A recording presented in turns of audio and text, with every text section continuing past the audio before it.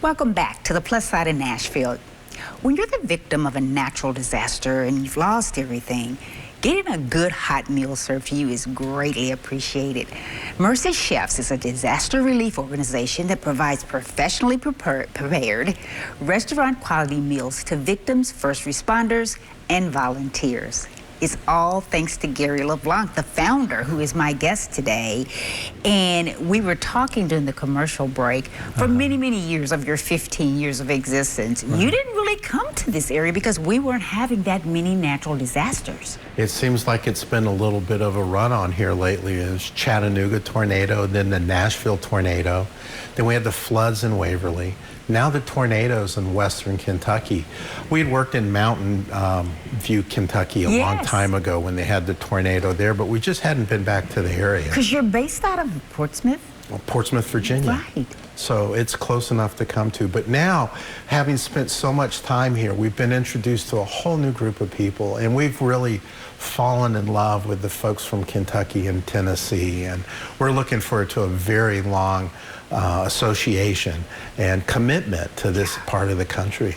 Well, you were committed for a long time to parts of Florida. You were there for like 2 years, you said. We stayed in Panama City, Florida after Hurricane Michael. The city approached us and said, we have a middle school we'd love for you to go into. It's been mothballed and we just need help. Would you help us feed the children and the elderly here in the community? And we went in thinking we'd be there for a summer, and we just couldn't leave. And so we stayed 2.5 years, and we probably would still be there, except they finally got the money to renovate that school and reopen it. So we were happy for that. But we don't just hit and run. When there's an opportunity, when there's a need, Mercy Chefs will stay the course. And that's what we're doing in western Kentucky. Yeah, and you're often the first to arrive as far as these volunteer organizations, because people need food. Volunteers that are out there working hard, trying to get through the rubble. Folks who don't have, as I said, homes. So you're one of the first to arrive, and I think that is so admirable. We think that's very important. You know, the first responders, the search and rescue teams, are so often overlooked, and those men and women are heroes among us. The work they do is just unspeakable, and they do it quietly and behind the scenes, and we think they deserve as good a meal as anyone else gets. So it's part of our drive is to get on site within 24 hours. If it's 36 hours, I think I've failed my mission. Oh, wow. Well, of course you are a disaster relief organization, but you have some other community initiatives. You just believe in making sure people have food. And you have the community kitchens. I think your wife is sort of heading that. Yeah, she had the vision for that. She wanted to make sure I stayed busy between disasters. Idle hands, I think, is something she talked about. And so she challenged me to take that skill set that we had developed in disasters and start feeding the hungry children that literally exist in all of our backyards. And that was the beginning of our community kitchen in Portsmouth, Virginia. We have a community kitchen now in Nashville. You do? We do. And we've been operating there for almost a year now. And that community kitchen is the birth of these long-term recovery centers that we call the Beacons of Hope. And so in western Kentucky, we have also found a middle school that we have opened, and it'll be operating as the Beacon of Hope, continuing to send hot meals into the affected areas. We're also going to house and care for volunteer teams that are coming in to do long-term work. But we'll partner with other organizations in the community, help them feed their children and their elderly, and we'll take our grocery box program, where we do beautiful 40 to 50 pound grocery boxes with fresh vegetables and dairy and protein and everything someone needs. And we'll be pushing that out into the rural communities in western Kentucky. They're going to have such a difficult time recovering from this storm.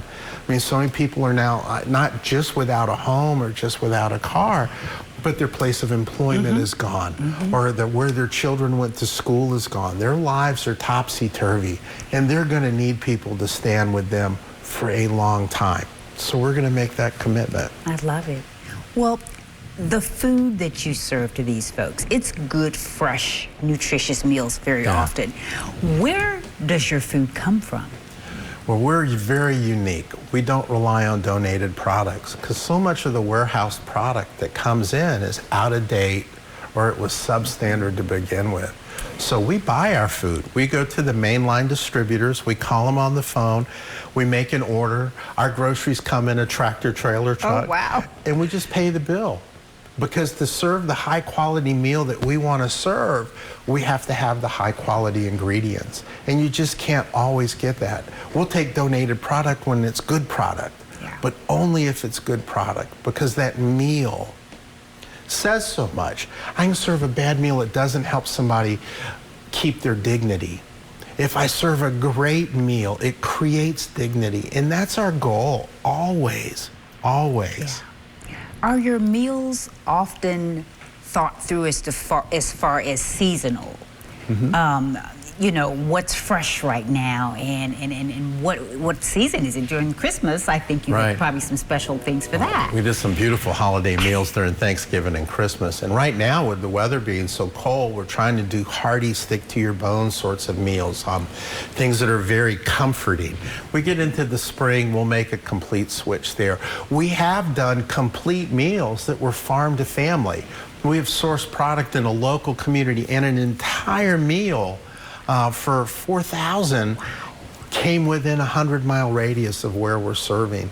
So it's always that commitment. What is the freshest, most vibrant ingredient that we can get? And match it to the location and to the preferences of the folks we're serving. Obviously, we serve something different in New York than we do in South Louisiana, or if we're in West Texas or Florida. So there's a lot of custom menus and custom recipes that we'll use in a community. Fantastic. Well, we've got more with you, Gary, so stay right where you are, and you stay right where you are, because we'll be right back.